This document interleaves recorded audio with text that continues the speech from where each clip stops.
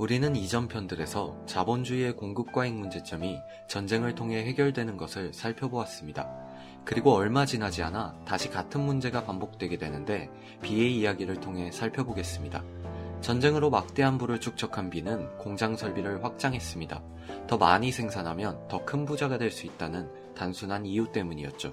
실제로 전쟁 후 세계 경제는 호황을 맞이했고 비는 많은 돈을 벌 수 있었습니다. 그런데 시간이 갈수록 예전에 경험했던 문제가 다시 발생하기 시작합니다. 공장의 창고에 다시 구두가 쌓이기 시작했던 것입니다. 비는 문제의 원인을 알고자 소비시장인 식민지에 직접 찾아갔습니다. 그리고는 깜짝 놀라지 않을 수가 없었습니다.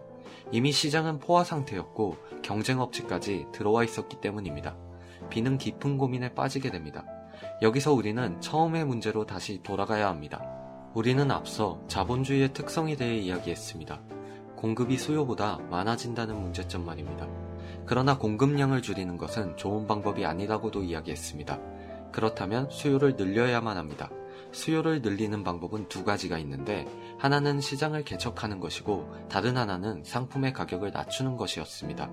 하지만 우리는 새로운 시장을 개척하는 방법이 역사를 제국주의로 이끌어 제1차 세계대전으로 귀결되었던 것을 확인했었고 이는 전쟁 없이는 더 이상 새로운 식민지를 찾을 수 없다는 것을 의미했기 때문입니다. 따라서 이제 수요를 늘릴 두 번째 방법을 시도할 차례가 왔습니다. 바로 가격을 낮추는 것입니다. 비는 고심 끝에 구두의 가격을 낮추기로 합니다. 하지만 가격을 낮추는 건 생각보다 쉬운 문제가 아니었습니다. 지금은 구두 한 켤레에 10,000원에 팔고 있는데 한 켤레당 들어가는 비용은 재료비 3,000원, 임대료를 포함한 공장 유지비 3,000원, 임금 3,000원, 이익 1,000원입니다. 그런데 이 중 절반 이상을 차지하는 재료비와 공장 유지비는 비의 마음대로 줄일 수 있는 비용이 아니었습니다. 비가 줄일 수 있는 비용은 공장에서 일하는 노동자들의 임금 3,000원과 자신의 이익 1,000원입니다. 여기서 자신의 이익을 줄이는 것은 의미가 없습니다. 버는 돈이 없다면 공장을 유지할 필요도 없기 때문입니다. 결국 줄일 수 있는 비용은 노동자의 임금 3,000원입니다. 그래서 B는 어쩔 수 없이 구조조정을 단행하게 됩니다. 이래 능률이 가장 낮은 C1을 퇴출해서 임금을 3,000원에서 2,000원으로 줄였습니다. 이제 구두의 가격은 9,000원이 되었습니다. 한동안은 구두가 다시 팔리는 것 같았습니다. 하지만 얼마 있지 않아 구두가 다시 안 팔리기 시작합니다. 알고 보니 경쟁업체가 구두 가격을 8,500원으로 인하한 것이었습니다. 결국 B는 눈물을 머금고 C2도 해고했습니다. 이제 구두의 가격은 8,000원이 되었습니다. 그런데 예상치 못한 새로운 위기는 시장의 다른 측면에서 발생하고 있었습니다. 이는 B에게만 발생하는 문제도 아니었고 구두 산업에서만 발생하는 문제도 아니었습니다. 사회 전체적으로 공급 과잉의 문제는 발생하고 있었고 모든 산업에서 가격을 낮추기 위한 노동자 해고 사태가 일어나고 있었습니다. 문제는 노동자는 노동자인 동시에 소비자라는 것에서 발생합니다. 해고당한 노동자는 소비 능력을 상실한 소비자와 동일합니다. 다시 말해 사회 전체적으로 실업자가 늘어나면서 사회 전반의 소비가 줄어들 수밖에 없게 된 것입니다.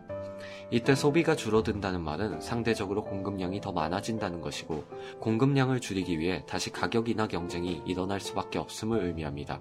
또 가격을 인하하기 위해서 노동자를 해고해야 하고 해고된 노동자가 다시 소비 능력을 상실한 소비자가 되어 수요 창출을 하지 못하는 악순환에 빠지게 됩니다. 이렇게 사회는 경기 침체의 깊은 늪으로 들어가고 있었습니다.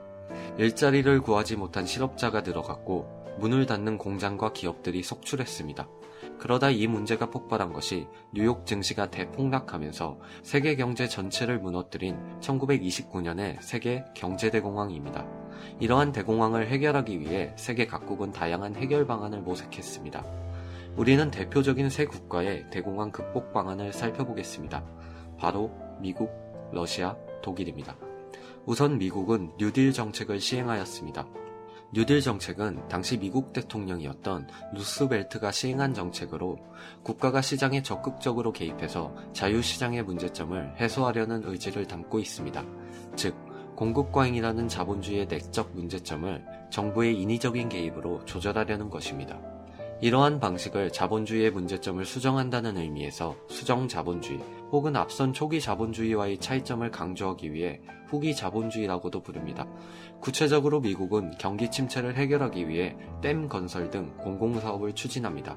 사실 미국의 목적은 댐 자체가 아니라 댐을 건설하기 위한 과정이었습니다. 댐을 건설하려면 노동자가 많이 필요했고 그들에게 임금을 주어야 했습니다. 그동안 일자리가 없던 노동자들이 임금을 받으면서 생필품을 사게 되고 사회 전반의 수요가 창출되게 됩니다. 수요가 생기면 기업은 상품을 생산하기 위해 멈춰있던 공장을 다시 가동할 것이고 공장 가동을 위해 노동자를 필요로 합니다. 즉, 다시 고용이 활성화되어 노동자의 소득이 향상될 것이고 결국 다시 사회 전체적으로 소비가 촉진될 것입니다. 실제로 정부가 시장에 개입하는 수정 자본주의는 어느 정도 성공을 거뒀고 미국의 경기는 차츰 회복이 되게 됩니다. 우리는 새 국가의 대공황 극복 방안을 살펴보려 했습니다.